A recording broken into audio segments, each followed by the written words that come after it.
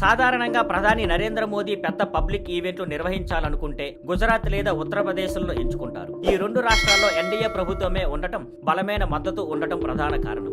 ఈసారి మాత్రం మోదీ అలా చేయలేదు. అంతర్జాతీయ యోగా దినోత్సవం సందర్భంగా జరిగిన యోగాంధ్ర పేరుతో ఓ భారీ ఈవెంట్ కు ఆంధ్రప్రదేశ్ను ఎంపిక చేశారు. ఈ కార్యక్రమం యోగా సంస్కృతిని ప్రోత్సహించేందుకు ఏర్పాటు చేయబడింది. ఈ ఈవెంట్ విశాఖపట్నంలో జరిగింది. 5 లక్షల మందికి పైగా ప్రజలు పాల్గొనడం విశేషం.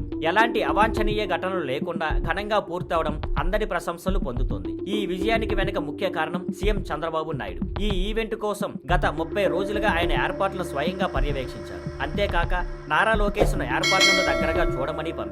లోకేష్ మొదటి రోజు నుంచే ఉండడం గమనార్హం. మోదీ చంద్రబాబుపై పూర్తి నమ్మకం ఉంచినట్లు స్పష్టంగా కనిపిస్తోంది. ఆ నమ్మకాన్ని చంద్రబాబు పూర్తిగా నెరవేర్చారు. ఈ పెద్ద ఈవెంట్లను నిర్వహించడంలో మంచి అనుభవం ఉన్న చంద్రబాబుకు ఇది పెద్ద కష్టం కాకపోవచ్చు. కానీ ప్రధాని హాజరయ్యే కార్యక్రమాన్ని అంత అద్భుతంగా నిర్వహించడం నిజంగా గొప్ప విషయం. ఈ ఈవెంట్ విజయవంతం కావడం చంద్రబాబు పరిపాలన నైపుణ్యానికి మరో ఉదాహరణగా నిలిచింది. Thank you for watching. Please like, share and subscribe.